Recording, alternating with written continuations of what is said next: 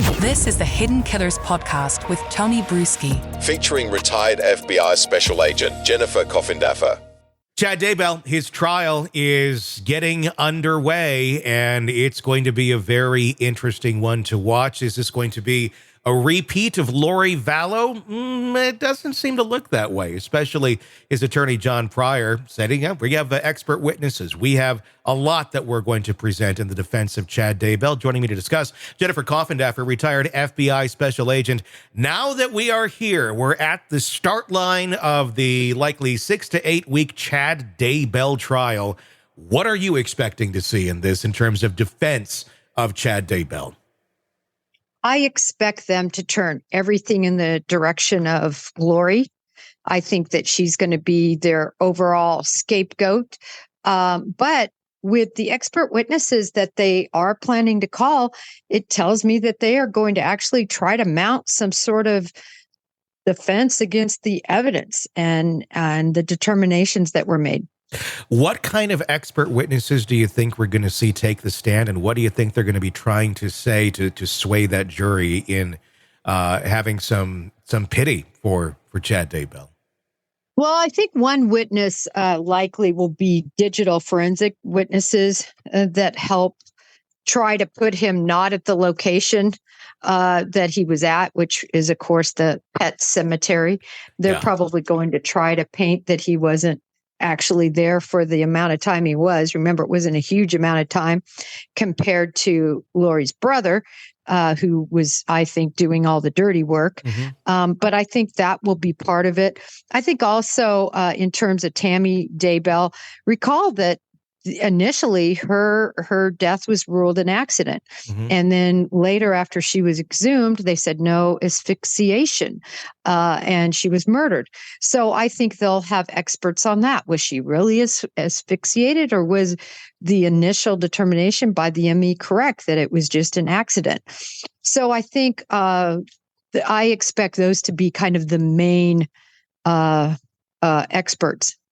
It's going to be interesting because it's one thing, I think, to a jury when we're talking about some sort of spousal issue and one murders the other. Obviously, absolutely horrible if that happens.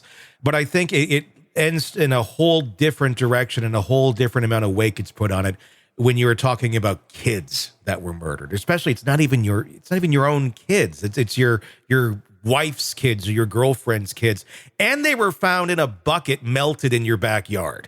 It's not like they're missing. You add that to the mix. So while maybe one can argue the Tammy thing, although that looks pretty damning as well, add that. I don't know how they're going to get beyond that this stuff was in the backyard and the phone call. I mean, that phone call is so damning where they're in the backyard and he's talking to Lori in prison. It's not necessarily the actions of an innocent man. No, I agree. I agree. Don't get me wrong. I don't think it's going to work. Mm-hmm. But I think that they're going to give it a Hail Mary, a few Hail Mary passes. And unfortunately, the expert witness world is full of individuals that will take money for opinions not based on really probably a good opinion, but just an opinion that will support who's hiring them. Mm-hmm. Many experts won't take a dime for what they don't believe, mm-hmm. right? They've already had their careers. The last thing they want to do is lose their integrity by going out on the limb, mm-hmm. Saying something they don't truly believe in. But in these types of cases, because there's not much money left, remember the experts, they're going to be on a tight leash in terms of the amount of money that's even going to be agreed to by the court. Sure. To be expended. Although, I don't know, are we considering him a private attorney at this point? I suppose we are. I just don't think there's much money to spend on really good experts. So I would expect excellent experts on the prosecution side and maybe not so excellent on the defense side. Do you think we're going to see Chad take the stand at some point in this? I mean, they can have all the experts they want, but I mean, is this maybe it's usually not a good idea, but I wonder if that's going to be the ultimate Hail Mary at the end is Chad, tell your story. And it's the story of, being manipulated, of betrayal, of just being an idiot, and really just kind of playing that card. I don't know how else he's going to play this at this point. Well, I think it'll depend on how things are going. Mm-hmm. I think it'll be a, fourth quarter decision. How is everything going in that trial? Is it just looking so bleak that there's no other possibility? Or are they feeling that maybe one of the jurors is buying into it? And I do think that in these types of cases where the kids were just, mutilated to the degree they were, and the fact that they have some throwdowns, they have the brother, Mm-hmm. they have Lori. And so, but particularly the brother that would have actually done the heinous crime, right?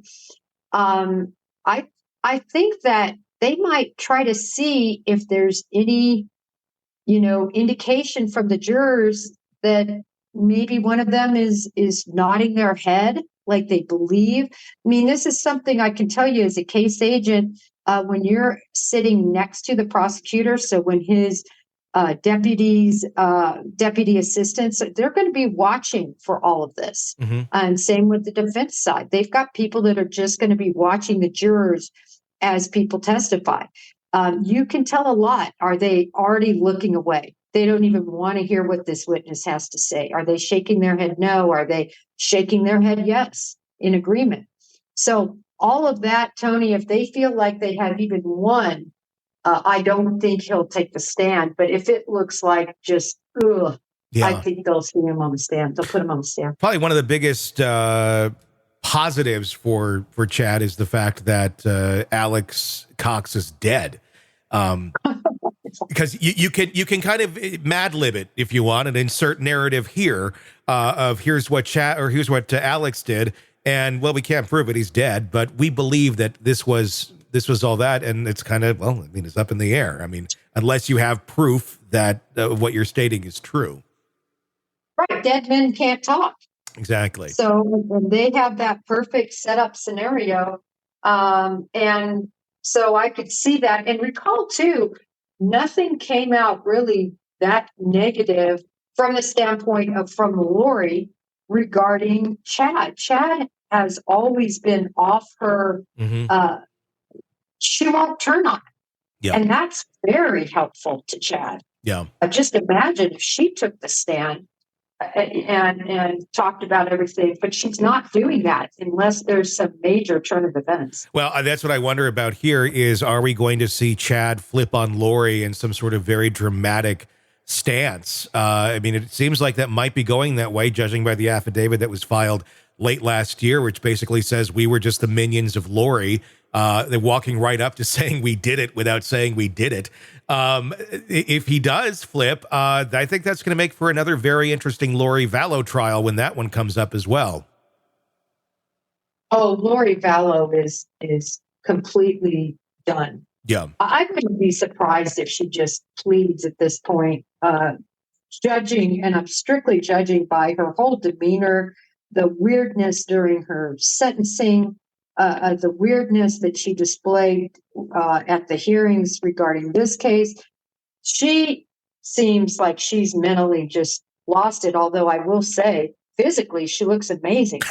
She looks so much better. Like jail is, or prison is treating her right. Yeah. Did you notice that? Yeah, I think she's found very crafty ways of working on her image and her look. Sick of the ads? We are too. Start listening with no commercials now and get access to all of our episodes in advance of everyone else. Become a True Crime Today Premium Plus subscriber on Apple Podcasts. Search True Crime Today Premium Plus on Apple Podcasts or go to our podcast page and sign up now. True Crime Today Premium Plus. Sign up now.